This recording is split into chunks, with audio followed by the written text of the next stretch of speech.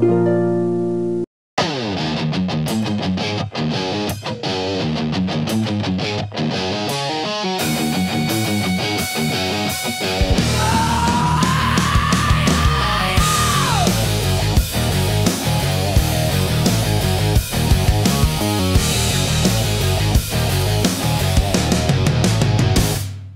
si Duterte, puro na lang Duterte.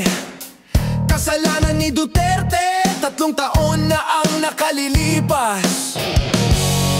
Duterte pa rin ang bukang bibig ng palasyo, habang ang mga presyo ng bigas at mga bilihin hindi bumababa. Ang ekonomiya hindi umaangat at ang taong bayan patuloy na naghihirap. Nasaan ang direksyon? Nasaan ang solusyon? 3 taon na pero puro drama, wala pa ring resulta.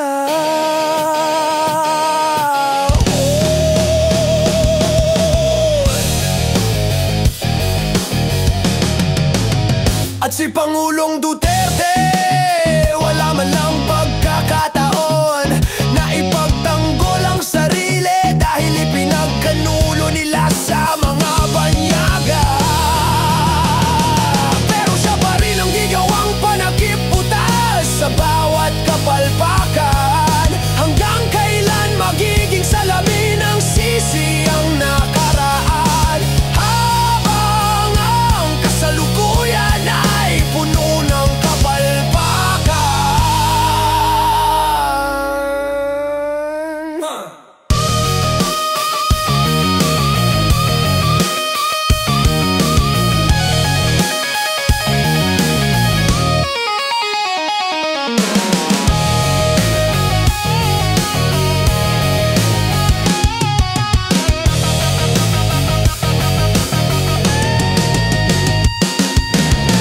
Kung talagang gusto ng gobyernong ito ng pagbabago, simulan nila sa sarili nilang pananagutan. Ipakulong nila mga tunay na may mga sala sa bilyong-bilyong nakawan.